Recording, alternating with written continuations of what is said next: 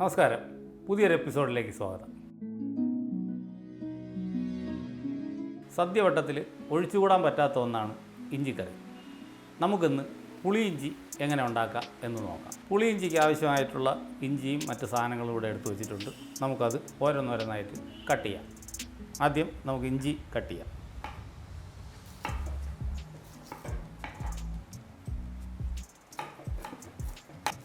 ഇഞ്ചി നമുക്ക് എണ്ണയിലിട്ട് മൂപ്പിച്ച് എടുക്കാനുള്ളതാണ്. അതുകൊണ്ട് മാക്സിമം ചെറിയ പീസുകളാക്കി കട്ട് ചെയ്തെടുക്കണം. പച്ചമുളകും ചെറുതായിട്ട് റൗണ്ടായിട്ട് അരിഞ്ഞെടുക്കാം. ഇവിടെ നമുക്ക് കൊച്ചുള്ളി ഇടും.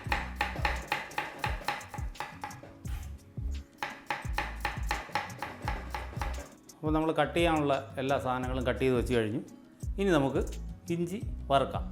അതിന് ഒരു മൺചട്ടി വെച്ചിട്ടുണ്ട്. അതിൽ ആവശ്യത്തിന് വെളിച്ചെണ്ണ ഒഴിച്ച് നമുക്ക് ചൂടായി വരുമ്പോഴേക്കും ഈ കട്ട് ചെയ്ത് വച്ചിരിക്കുന്ന ഇഞ്ചി ഇട്ട് നമുക്ക് വറുക്കാം. ചട്ടി ആവശ്യത്തിന് ചൂടായിട്ടുണ്ട്. നമുക്ക് എണ്ണ ഒഴിച്ച് കൊടുക്കാം.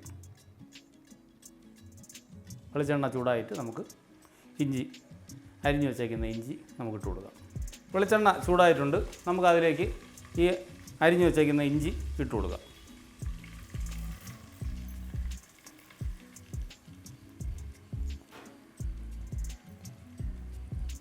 ഇത് 1/2 കിലോ ഇഞ്ചിയുണ്ട്. 1/2 കിലോ ഇഞ്ചി നമ്മൾ അരിഞ്ഞെടുത്തത്.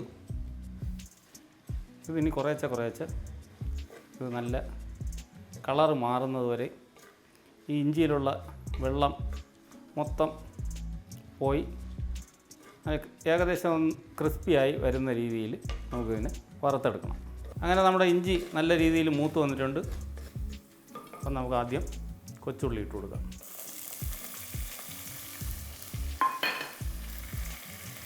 പച്ചമുളക്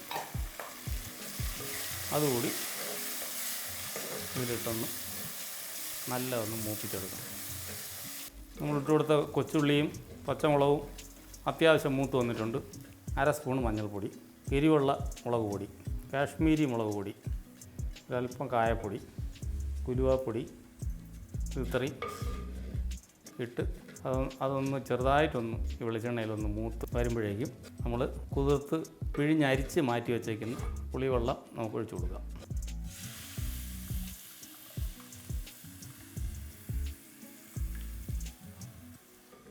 ഇതിൻ്റെ കൂടെ തന്നെ ചെറിയൊരു കഷ്ണം ശർക്കര, അത് 2 പീസാക്കി നമുക്ക് ഇട്ട് കൊടുക്കാം. കറിക്ക് ആവശ്യത്തിനുള്ള ഉപ്പ് ഇവിടെ ഇട്ട് കൊടുത്ത് അങ്ങനെ നമ്മുടെ പുളിയിഞ്ചി റെഡി ആയിട്ടുണ്ട്. ഇനി നമുക്ക് കടുക് താളിക്കാം. കടുക് താളിക്കാനായിട്ട് പാൻ എടുത്ത് വെച്ചു. അതിൽ വെളിച്ചെണ്ണ ഒഴിച്ചു കൊടുക്കാം. വെളിച്ചെണ്ണ ചൂടായി കടുക് ഇട്ട് കൊടുക്കാം. കടുക് പൊട്ടി വറ്റല മുളക് ഇട്ട് കൊടുക്കാം. 2 തണ്ട് കറിവേപ്പില.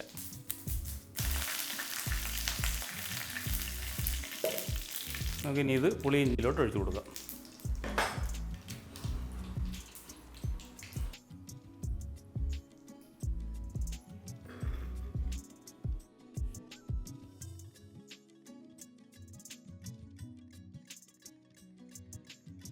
അങ്ങനെ നമ്മുടെ പുളിയിഞ്ചി ഇവിടെ റെഡി ആയിട്ടുണ്ട്.